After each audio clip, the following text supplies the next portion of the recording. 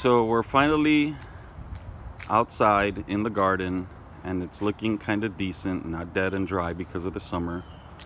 Things are starting to grow, and we wanted to update everybody on all the hard work we did over the summer to build this garden, and just show you what's growing in the garden. So come on, guys. I've got Santos and Mauricio, my helpers here. We're got a bit of a mess because we're cleaning up the garden. We planted a ton of sunflowers this summer. Show them how tall the sunflowers were. The sunflowers are called mammoth sunflowers, and they were 6 to 8 feet tall. They have huge heads, and everybody that walks by or drives by just loves to see sunflowers. But we must have had at least 50 sunflowers out here about that size. So anyway, what we did to the garden was we lifted it about 1.5 feet, had a whole bunch of dirt brought in. We built these boxes out with my helping crew right here. They did an excellent job. They were really good sports. And with Corona, we didn't have very much else to do. So we spent some time working on the garden. So in the first bed here, you have lemongrass. We got cilantro that's starting to bud now. Here we go, that's baby cilantro. We have some Halloween decorations that are growing out of the garden as well. We have a Meyer lemon tree here in the front, struggling a little bit. Have oregano. This massive plant is a lemon basil. It smells delicious. We don't really cook with it, but we like to just pick at it and smell it. Now, we have over here what's called an African blue basil. And we have lavender snuck in there. Down here we have purple lady bok choy.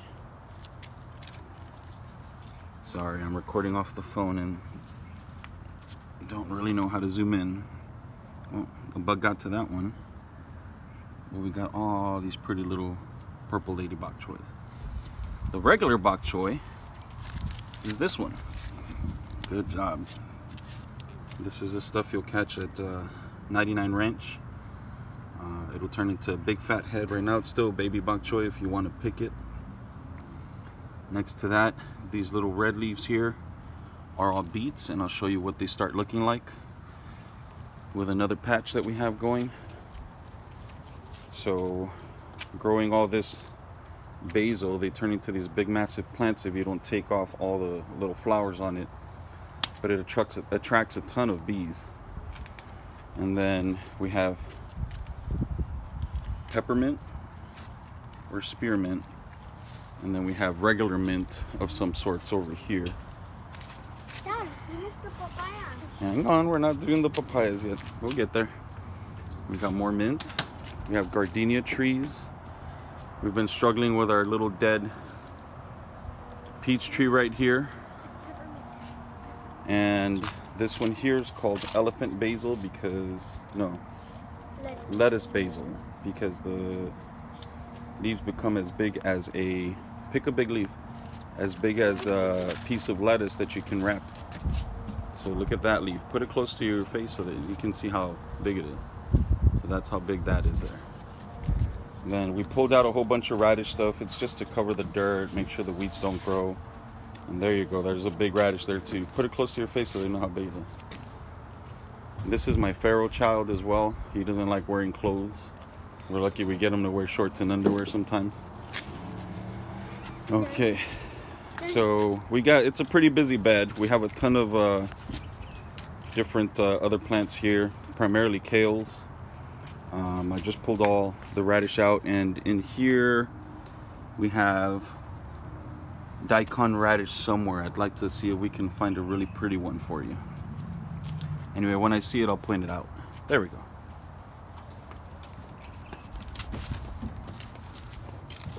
Okay. See the daikon radish there? Help me out. There you go. So these things turn into like a 1 foot radish.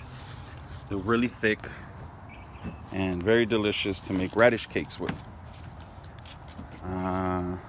Okay, we'll go on to the next bed here. This is our sweet kumquat tree. Usually kumquats are very sour, and somewhere someone found a strain that was sweet, so we were able to buy that little tree. And it's actually holding up well to the stress of being surrounded by another extra 1.5 feet of dirt. These trees, all these trees that are here, were here before this new garden was constructed, and I had to bury their trunks in about 1.5 feet of dirt, which, you know, the trees don't really like. So we're gonna have a few deaths of trees here. Okay, so in the front bed, let's give you the long shot of it. About a 20-something foot bed. We have curly kale, the kind of stuff you usually find at the store, the more common one. We have, what's this plant again? Swiss chard. We have that pretty much everywhere. It's called bright lights, and the bright lights have different colors. So you get yellow, red, and all kinds of colors. I have more Halloween decorations with our little scary flamingo. Some flowers. We don't usually plant flowers because we can't eat them. And so the goal of the garden is to just have an edible landscape that's manageable. We got papaya trees. I think I have at least 40 trees planted throughout, and hopefully they give papayas. We've got collard greens. And this is collard greens. They're all still baby plants. We got our little patch of beets down here. These are called cylindrical beets. So they look like little milli cylinders rather than round beets like the ones you catch at the store. We have, hang on, we have another plant called tatsoi. I planted that everywhere I could possibly find any blank space. It's delicious, and I think we're going to start using that instead of planting more spinach, because the spinach is a little more finicky and difficult to grow. Okay, here's a red Russian kale. I believe that's what that one's called. And here is one out of maybe like 8 different plants of basil, and it's just tons of regular basil. This is called Genovese, I believe. Some kind of Italian basil, the kind you make pesto out of. And they get pretty massive. And the only way they get that size though is you got to be trimming all the flowers off. Like this. You got to trim the tips off the flower, or they keep growing. And rather than getting leaves in your plant, you'll have more and more flowers, which is good for bees, but at the same time, you know, you don't get as much edible stuff. So this is one that we let go because we're going to save the seeds of this Italian basil plant. And you can see that the leaves aren't as big, but the flowers are all over the place, and they're starting to dry up. And that's the stuff we're going to save for next year's basil. So we don't have to keep buying basil every year. Okay. Alright, so this tree here is a Shinko pear tree. And this is its twin over here. Another Shinko pear tree. Oh, that's tall and high. Alright, what else do we have here? More Swiss chard. Okay.